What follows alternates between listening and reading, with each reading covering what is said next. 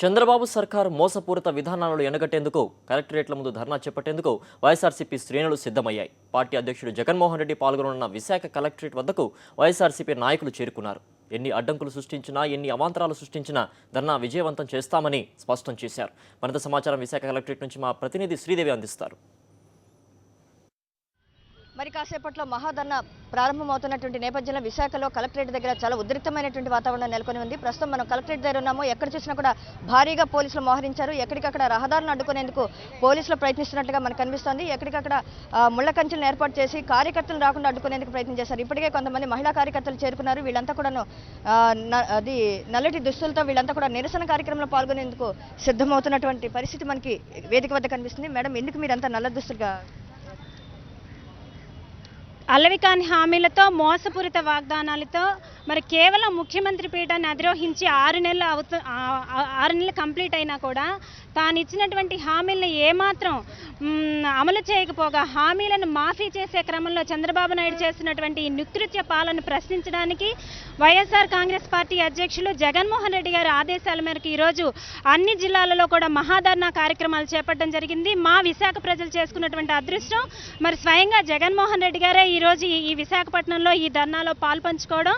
మరి ఒక పక్క జగన్మోహన్ రెడ్డి గారు పార్టీ పెట్టిన నాటి నుంచి నేటి వరకు అనేక ప్రజా ఉద్యమాల్లో ధర్నాలు కానివ్వండి, దీక్షలు కానివ్వండి, నిరాహార దీక్షలు కానివ్వండి, సమైక్యాంధ్ర ఉద్యమాలు కానివ్వండి, అనేక ఉద్యమాల్లో ప్రజల పక్షం నిలబడి ప్రజల కోసం మరి అనేక ప్రజల పక్షం నిలబడి ప్రతిపక్ష పాత్ర వహిస్తున్న తరుణంలో దీన్ని కూడా రాజకీయం చేస్తూ మరి నిన్నటి నుంచి ఈ రోజు వరకు కనీసం విశాఖపట్నంలో కానివ్వండి, ఇతర ఏరియాల్లో కానివ్వండి బ్యానర్లు కూడా పెట్టించుకోనివ్వకుండా మరి ఇదేదో మేమేదో ద్రోహం చేస్తున్నట్టు, రాష్ట్రానికి మా వల్ల ఏదో ద్రోహం జరిగిపోతున్నట్టు పోలీసులు బలగాల్ని మోహరించి దీన్ని కూడా నీచ రాజకీయం చేస్తున్నటువంటి చంద్రబాబు నాయుడిని తప్పకుండా ప్రజలు గమనిస్తూ ఉన్నారు.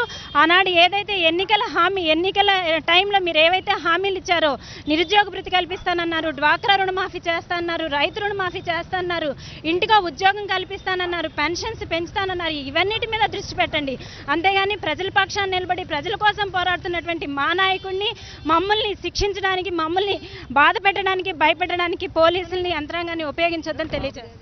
అబద్ధపు వాగ్దానాలు చేసి పదవిలోకి వచ్చి ఈరోజు ప్రజల తరపున జగన్మోహన్ రెడ్డి గారు ఇక్కడ ధర్నా నిర్వహిస్తుంటే దీన్ని అడ్డుకోవడానికి అన్ని విధాలుగా ఏ విధంగా ప్రయత్నించాలో అన్ని విధాలుగా ప్రయత్నిస్తూ, అంటే ఆయనది గుట్టు అట్టయిపోద్దని ప్రజలకు తెలిసిపోద్దని ఆయన గురించి జగన్మోహన్ రెడ్డి గారికి ఈ కార్యక్రమం జరగకూడదని చేస్తున్నారంటే ప్రజలకు ఆల్రెడీ అర్థమైపోయింది.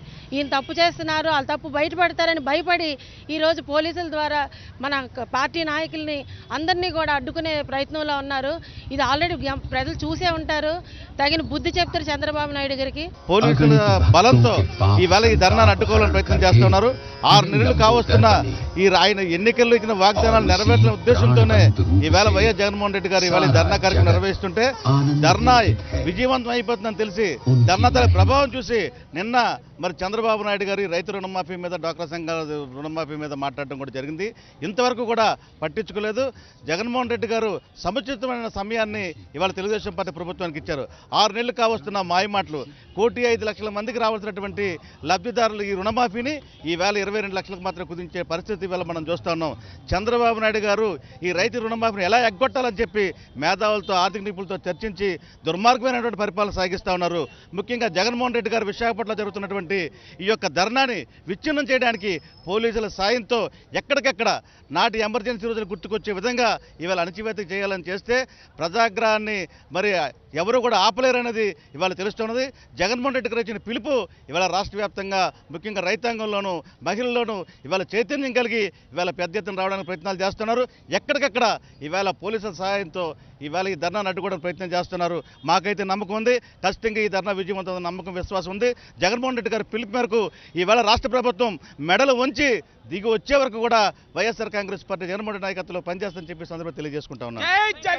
చూసుకుంటే ప్రజా ఉద్యమాన్ని అణచివేయడానికి ప్రయత్నం చేస్తే ప్రజలు చూస్తూ ఊరుకోరు, ప్రజాగ్రహానికి గురికాక తప్పదు అనేటువంటిది ఒక అభిప్రాయం వ్యక్తమవుతుంది. ఖచ్చితంగా ఈ ఉద్యమం, ఈ ధర్నా మెగా ధర్నా ఏదైతే ఉందో మహాధర్నా ఖచ్చితంగా విజయవంతం అవుతుందని కూడాను వైఎస్ఆర్ కాంగ్రెస్ పార్టీ ధీమా వ్యక్తం చేస్తుంది. వీడియో జర్నలిస్ట్ సాయి కృష్ణతో శ్రీదేవి, సాక్షి టీవీ, విశాఖ జిల్లా కలెక్టరేట్ దగ్గర.